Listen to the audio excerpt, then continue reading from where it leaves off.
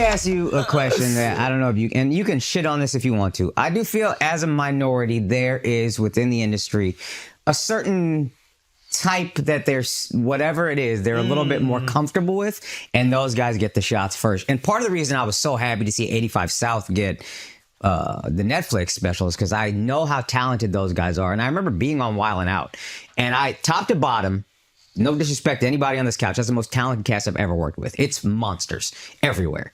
And I would go into agencies and be like, I'm on Wild 'N Out, and they'd be like, we're looking for like a Two Broke Girls kind of show. Yeah. And I know as an Indian, they want a certain narrative. I feel like with black people, it's a little bit like we want black people that we're not quite so scared of.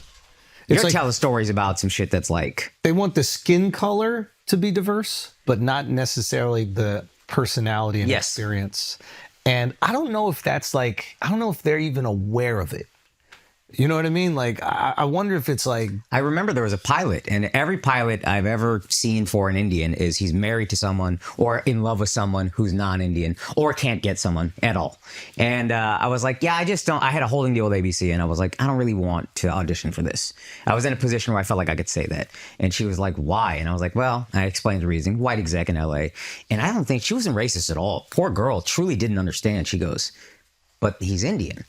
Like that was, she couldn't understand that that's not something you should be happy. Yeah, you got something. That is the perspective. And there was a thing that's why it's so beautiful that we have YouTube and you got double-digit million views on one special, and like you get to talk to your people and do it your way, and it's awesome. But I do think within the industry, there's a little bit of that, and not to discredit anything you're saying. And you probably might be experiencing both. But I think there's a little bit of that, and I'd love to know your opinion on that. I think we just isolated just to me, because I can't speak for what they're looking for. Because some things that I have done, they have accepted from other people. You know what I'm saying? So I don't think that... I think because they have not made me. They didn't have their hands in putting me together. This is a massive thing that, like... It's interesting. I think a lot of times people won't even like to admit. It's... Taking ownership over someone's career is very important for people. Like they want to know, even back in the MTV days, like MTV2 and MTV were separate. And if you were popular on MTV2, the MTV people were like, but that's not one of ours. We want to do it. It's like, it becomes part of their identity. And when you are quote unquote made, I don't like self-made, like made by the people, like the people decide. Made by the community. They can't go, we put him on. Exactly. And I do agree with you. There is a little bit of a hesitation. Like they've invested 3 specials or 3 things in this one person. Rather that person get this opportunity than this guy who did it on his own and forced his way in. But I'm telling you, it reaches a breaking point. Yeah. You know what? It's tidal wave. Feels like early Kev. Like you feel like our guy, our secret that we consume and the rest of the world knows, even though clearly the rest of the world knows about you, but it's like, it just feels like, oh, that's our guy. And it's like, we relate to everything. And I'm speaking from the black point of view. And Kev just got to a point where it's like, okay, undeniable. Hollywood had to pay attention. Yeah. And I feel like you're right there. I don't even compare it to Kev, because I'm so out the box, like totally indie. Like, yeah, and I love Kev, but Kev has Dave Becky, who's like the manager. Yeah, I don't know about all the behind the scenes type of stuff. But I'm just behind the scenes. He had a machine. You know, 3 Arts and Dave Becky. They had a lot going on. It's no machine. Got it. I'm in Houston, and I'm generating what I'm doing from Houston, from my hometown, with my bread, with my own money. Yeah. Like, that's what I'm executive producer. It probably just feels like that to me, just because I remember Kev, like when passing around the DVDs, like being at the barbershop, and that's how I discovered Kevin Hart, because the DVDs were being passed around. And I think you're right in terms of like public perception. Yeah. Whereas like, I think the perception early on in Kev's career was like, he had some pilot, it didn't go. Yeah, and then it's like, he's in the clubs. I think on the street, people aren't aware of like who your representation is. Yeah. It's more just like, oh, he's doing shows at Caroline's and he's grinding. That's a normal thing for every comic has the story where they was selling their CDs and DVDs outside the club. Like, that's a normal thing. It's not isolated to one person. Yeah. I know I have people's DVDs that because I use them as remember this shit. I ain't going on with that bullshit. I'm like, I'm just saying. I bought it. Yeah, I support it. And it's not. I'm talking about before the DVDs. You know what I'm saying? So you had it was no DVDs. You had just people that had their stuff on CD, where you could just listen. It was the audio. You know, you just the audio With a shitty printed cover. I mean, it was so the paper ghetto, is bro. paper that they Faded. just put. Cut properly. It's new and it's faded. It wasn't even like, oh, no, this just fade over time. No, this started off like this. Yeah. And it's some weird ass picture of them with a microphone. Yeah. Like, yo, man, where you made this at? Kinko's? Yep. You know, that's synonymous with the people who come up in that era. Eras are very important when you think about comedy.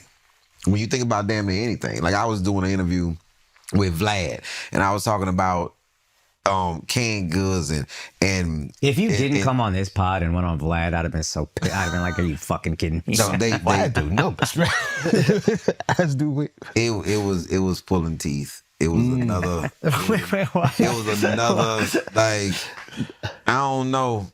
Vlad, you're not finna get me to incriminate me with some old shit.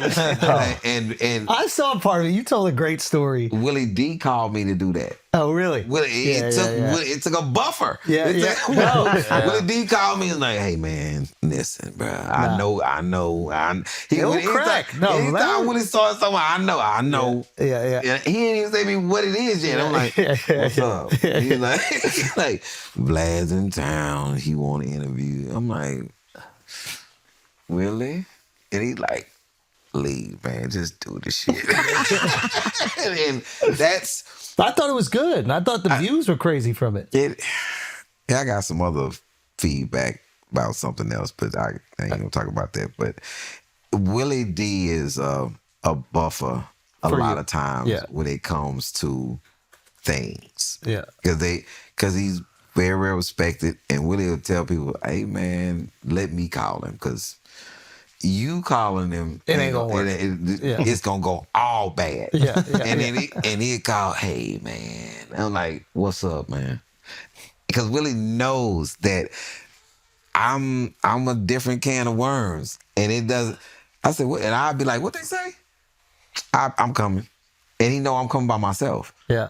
And because I'm not the crew dude, and it's something about if you got a crew of people. And a person shows up by themselves. Yeah. If I was in that crew, I would be concerned. Yeah. Wait. Why is he so comfortable? We set a bunch of foul shit, and he showed up by himself. Like, did he have a bomb on it? What is it? And I'm like, yo, man, I be on some John Wick shit. I'm like, yo, if you see me, I know how crazy my mind works. I was mad at these people, and they thought because they had a bunch of people that I was not gonna show up. Yeah. And I called my friend. I said, hey, do you have a stick of dynamite? And he's like, what the fuck are you talking about? I'm like, yo, I just want to just walk up and just light this shit and throw this towards their ass and stick it down. I'm so motherfucking mad. Crazy shit I've ever heard in my life. Tunes ass crime. Even if you didn't light it, if you just put it on the table for the interview and you're just playing with your lighter the whole interview, I gotta look at this stick of dynamite. Yo, because my friend tells me, hey man, you know really why we don't call you a lot of times when shit happens? Because you are a fucking grenade with the pin out. Yeah. And like, I'm not. You have to provoke you. I have to be provoked. Because other than that, I'm just fucking happy-go-lucky. Yeah. I'm living my life. Yeah. And then That's what a grenade is, though. Yeah. A grenade is just a baseball until somebody takes the pin out of it. You are a grenade, actually. Yes. Because with the pin in, it is no different than a baseball. You throw it around to your friends, everybody's playing catch. It's great. The second the pin goes out, it's like, all right, Ali went off the fucking deep end. Everyone's dead. Everyone's dead now. Yeah.